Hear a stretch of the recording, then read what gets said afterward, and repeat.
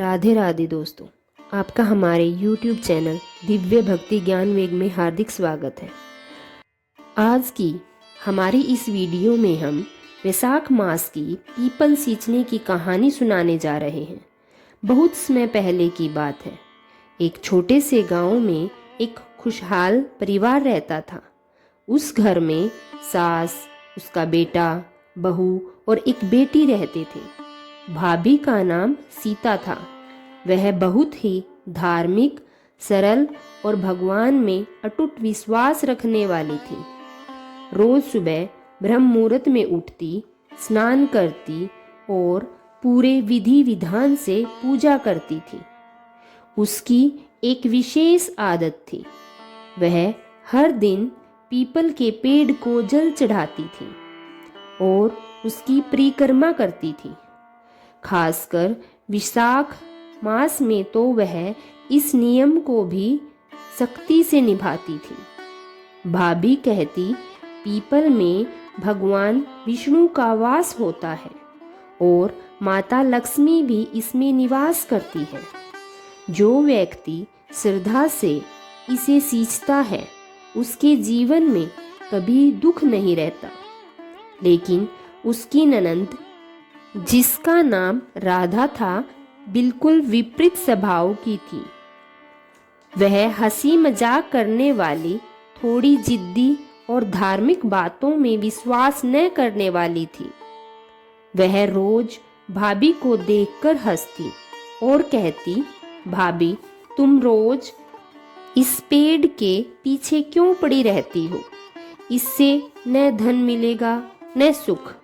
भाभी प्यार से समझाती, राधा ये केवल पेड़ नहीं है, ये भगवान का रूप है।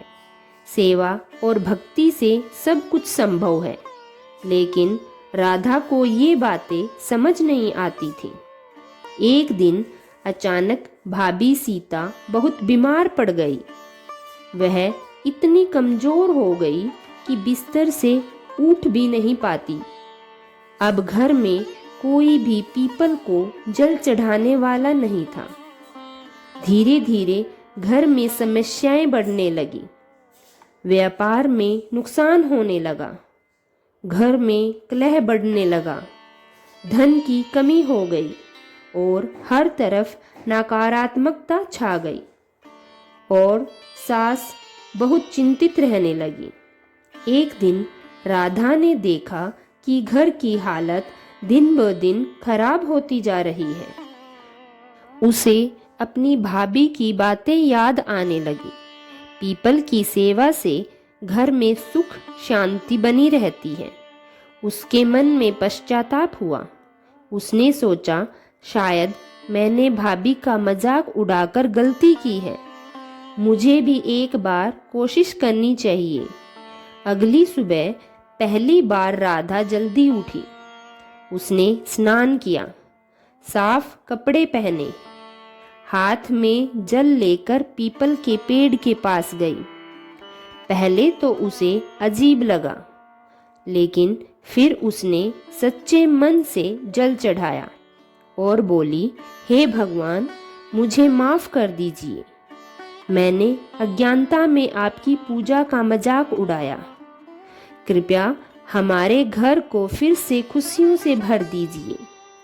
उसने पीपल के 7 परिक्रमा की और मन ही मन प्रार्थना करती रही। कुछ ही दिनों में चमत्कार होने लगा। घर में रुका हुआ धन वापस आने लगा। व्यापार में लाभ होने लगा।